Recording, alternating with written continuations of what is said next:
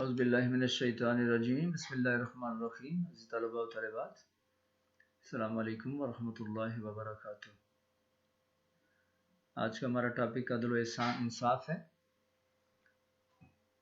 اسی طریقے سے ہم انشاءاللہ اس کے مفہوم جانیں گے، اس کی قسمیں، اور آگے اس کے حوالے سے جو بھی چیزیں آ رہی ہیں.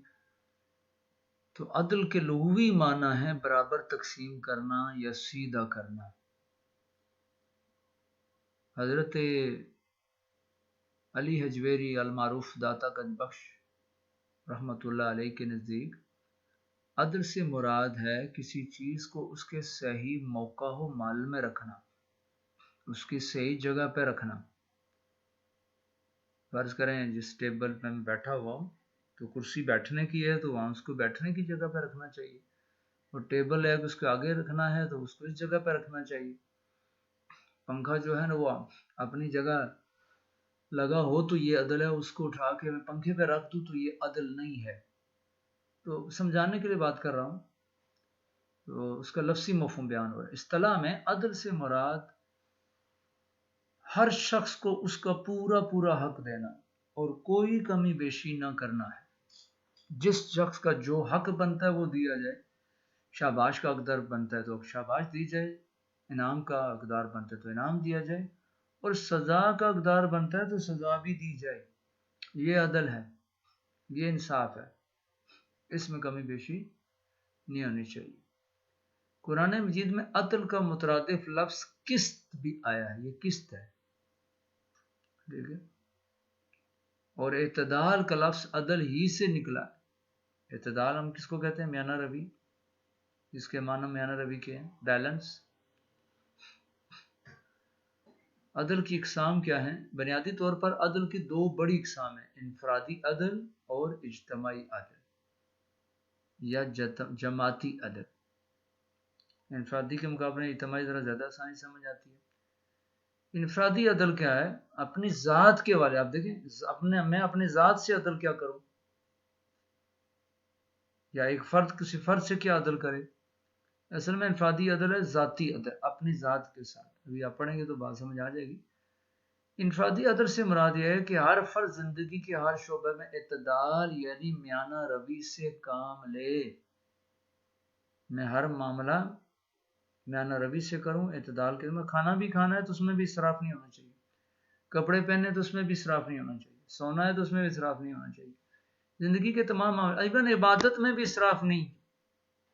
اسلام اس سے بھی منع کرتا ہے کہ ایک بندہ کہ میں روزانہ پوری رات کھڑا رہوں گا، تو بھائی نہیں. تمہاری جسم کا تم پر آ کے ریسٹ بھی کرنا ضروری ہے، صحت کی جسم کی ڈیمانڈ ہے. رسول مقبول صلی اللہ علیہ وسلم کا ارشاد ہے کہ بہترین کام وہ ہیں جو میانہ روی پر ہوں. جو میانہ روی سے کام کیے جائیں، بیلنس انداز سے کیے جائیں، وہ بہترین کام. اب ہے اجتماعی عدل یا جماعتی عدل سے مراد ایسا عدل جس کا تعلق انسانی معاشرے کے مختلف شعبوں یعنی معاشرتی شعبے ہیں، معاشی ہیں، سیاسی وغیرہ سے ہو. عدل انصاف قائم کیا جائے زندگی کے ہر شعبوں میں. اس کی سب سے نمایاں شکل عدالتی انصاف ہے. عدل کی سب سے زیادہ بڑی، ہم تو سمجھتے عدل وہی ہوتا ہے جی، باقی سیاست میں تو ہم عدل سمجھتے ہی نہیں. معاشرت میں بھی کسی حد تک سمجھتے ہیں. معاشرتی زندگی میں کیا عدل ہے؟ بھائی جس کا جو حق بنتا ہے. پیچھے ہم نے حقوق پڑھے نا، تو یہ جتنے بھی حقوق بنتے ہیں وہ ایسے ہی ادا کیے جائیں تو یہ عدل ہے. قرآن مجید میں ارشاد ربانی ہے جب بات کرو تو عدل سے کرو، چاہے کوئی قرابتدار ہی ہو. عدل کی بات کرنی ہو، کسی کے خلاف جاتی ہو تو جاتا جائے. مراد یہ کہ بے شک تمہارے کسی قرابتدار کو نقصان ہی ہو، ہمیشہ عدل کی بات کرو. عدل کی اہمیت، عدل قرآن اہمیت. قرآن مجید نے عدل جیسی معاشرتی ذمہ داری پر بہت تاکیدی حکم دیا ہے، کیونکہ عدل کے بغیر کوئی معاشرہ نہ تو ترقی کر سکتا ہے، نہ اس میں امن و امان قائم ہو سکتا ہے، بلکہ قائم ہی نہیں رہ سکتا. وہی معاشرے ختم ہو گئے جہاں ظلم ہوا. جہاں عدل رہے گا وہ معاشرے کبھی نہیں ٹوٹتے، وہ کبھی ختم نہیں ہوتے. ٹھیک ہے. چنانچہ شاہد حضرت علی کا قول ہے کہ حکومتیں کفر سے قائم رہ سکتی ہیں، ظلم سے نہیں. کافر حکومتیں ہیں نا ترقی کر رہی ہیں، اور مسلمان جو جہاں رہتے ہیں بظاہر برائے نام تو جہاں وہاں ظلم و زیادتی ہے تو مصیبت میں پڑے ہوئے ہیں. شاہد ربانی وَإِذَا حَكَمْتُمْ بَيْنَ النَّاسِ أَن تَحْكُمُوا بِالْعَدْلِ، اور جب تم لوگوں کے درمیان فیصلہ کرو تو عدل و انصاف کے ساتھ. ان اللہ یأمر بالعدل والإحسان، بے شک اللہ حکم دیتا ہے تمہیں عدل و احسان کرنے کا. اس طرح اللہ تعالیٰ نبی کریم صلی اللہ علیہ وسلم کو عدل کرنے کا حکم دیتے ہوئے فرمایا اے نبی کہہ دیجئے کہ مجھے حکم دیا گیا ہے کہ میں تمہارے درمیان عدل و انصاف کروں.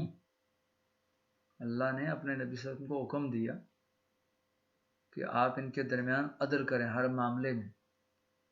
ارشاد ربانی ہے عدل کرو یہ تقوی کے زیادہ قریب ہے. اعدلوا هو اقرب للتقوی.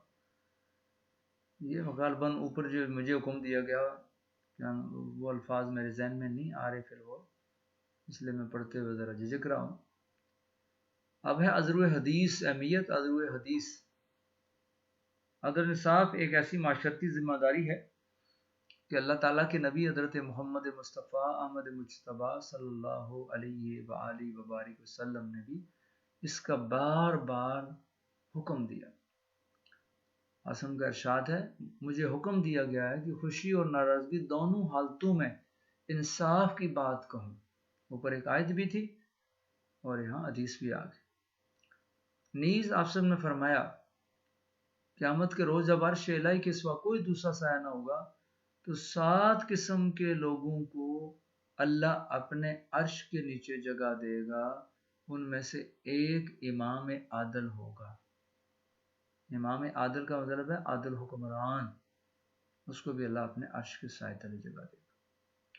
حسن کا ارشاد عالی شان ہے انصاف کرنے والے کے لیے 2 اجر ہیں، ڈبل اجر ہے جی. ایک اجر ہے انصاف کرنے کا اور دوسرا ہے فرض منصبی کی ادائیگی کا. اپنی ڈیوٹی اپنا فرض پورا کرنے کا بھی اجر ہے، اور جب اس نے انصاف کر لیا صحیح فیصلہ کر لیا تو اس کا بھی اجر ہے. اچھا اگر فیصلہ غلط ہو گیا تو کیا ڈبل گناہ ہوگا؟ نہیں، ایک اجر پھر بھی ملے گا فرض منصبی کی ادائیگی کا. اگر کسی معاملے میں فیصلہ درست نہیں ہو سکا کسی وجہ سے، جان بوجھ کے کرو پھر تو گناہگار ہے نا. بس جو سمجھ آئی بات وہ کر دیا لیکن وہ درست نہ ہو سکا تو پھر بھی سنگل اجر ہے. اسوہ حسنہ کیا ہے؟ قبیلہ بنی مخزوم، یہ زوئے نہیں ہے، یہاں زے کرنی ہے، روزہ. قبیلہ بنی مخزوم کی فاطمہ نامی عورت نے چوری کی.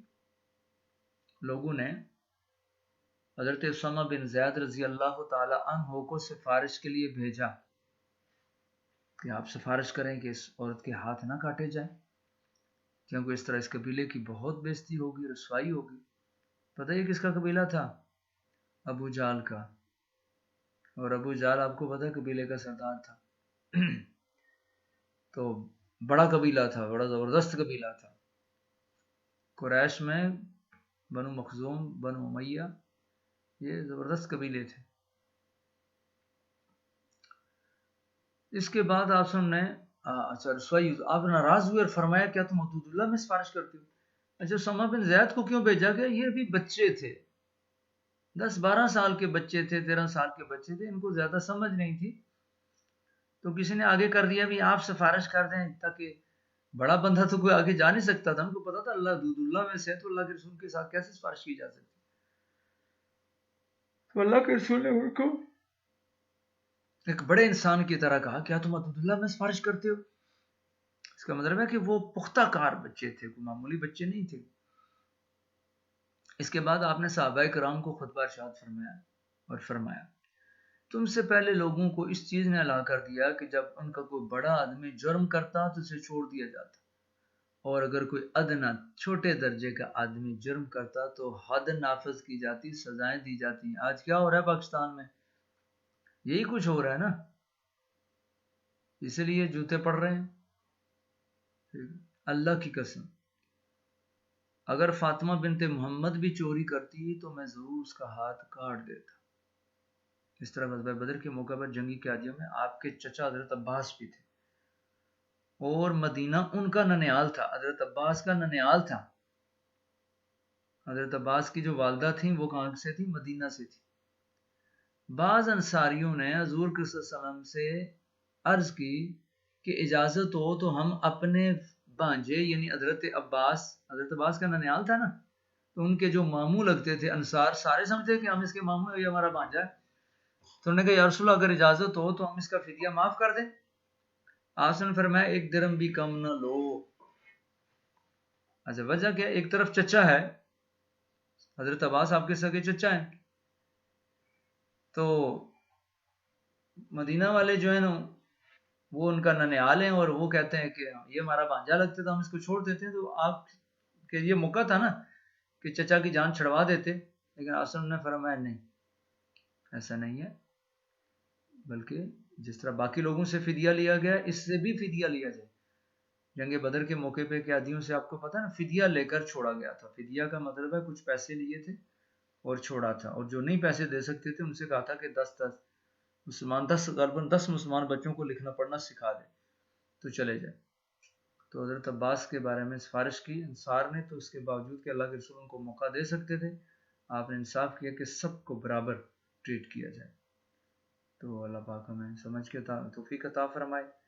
گزارش بار بار کر رہا ہوں، روزانہ کا سبق روزانہ یاد کریں، ٹھیک ہے؟